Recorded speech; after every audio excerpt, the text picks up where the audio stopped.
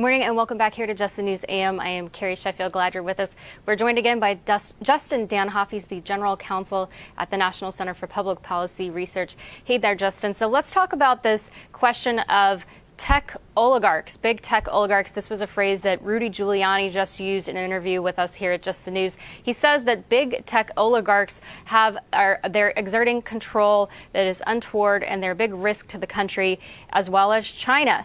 So he's saying that the risks are coming here from within and from without. And the big question that a lot of conservatives and just people who are interested in freedom of speech, what they're concerned about is questions of illegal behavior by these companies. So what's your perspective on this question of collusion? Because some have argued that from just seeing how coordinated the response seemed to be against the president, against Parler, against any number of conservatives or conservative platforms, et cetera, is there a legal argument here that there was collusion of some kind?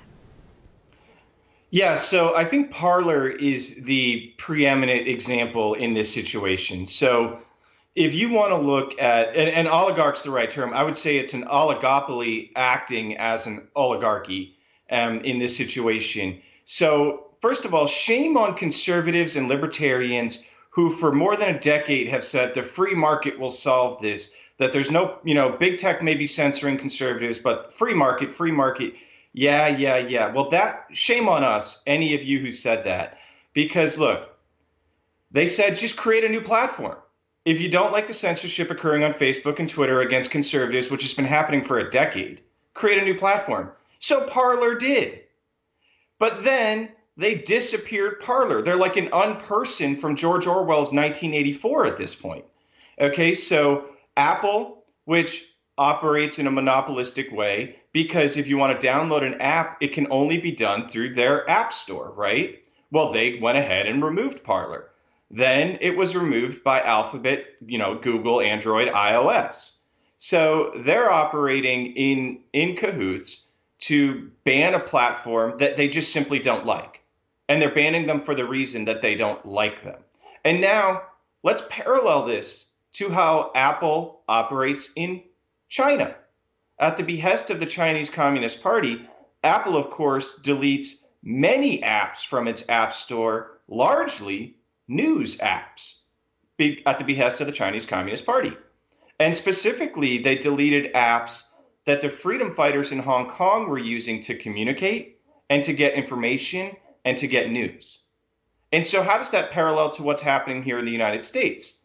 So clearly in China, Apple is operating as an extra governmental arm of the Chinese Communist Party, acting at the behest of the communists to do what they want. Well, we have folks like Nancy Pelosi and AOC and Kamala Harris in the United States calling on Twitter and Facebook and others to ban President Trump and to take down Parler.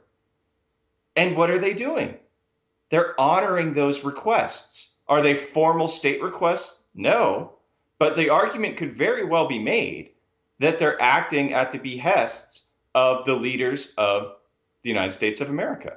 They're an extra governmental body at this point.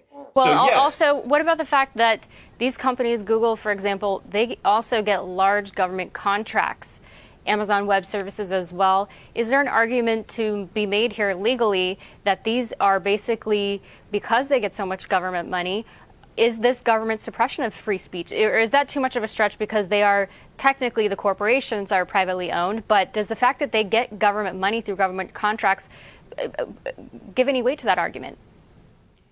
That may be a step too far because we don't even need to go there, right? First of all, they're acting in a monopolistic way. So antitrust should ensue immediately.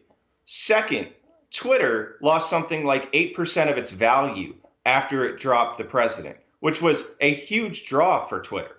Even some talking heads on some liberal networks have noted that this might not have been a good business decision for Twitter. Oh, right? and that begs the question legally then. So not only Twitter, but Facebook lost a substantial share of its value as well. Is there a legal argument from a shareholder perspective that they could sue the management for their behavior here, especially when they leave other people on the platform, people who are, for example, the Ayatollah of Iran, who has explicitly called for the destruction of Israel for very anti-Semitic behavior. Nicolas Maduro from Venezuela. Figures who are expressly anti-American and anti-human rights that remain on these platforms. Is there an argument from a shareholder perspective that these businesses and these CEOs are failing their fiduciary duty? Oh, absolutely. Absolutely. Lawsuits should abound from shareholders, right? Because boards of directors and management, their job under state law is to act as a steward for the shareholders. That is their legal obligation. They are not to act as an extra governmental arm of one party or another to banish. And for those listening who think that this is just President Trump losing his Facebook, Instagram, and Twitter, it's thousands of conservatives. It's thousands of conservative organizations. And it's happening all the time.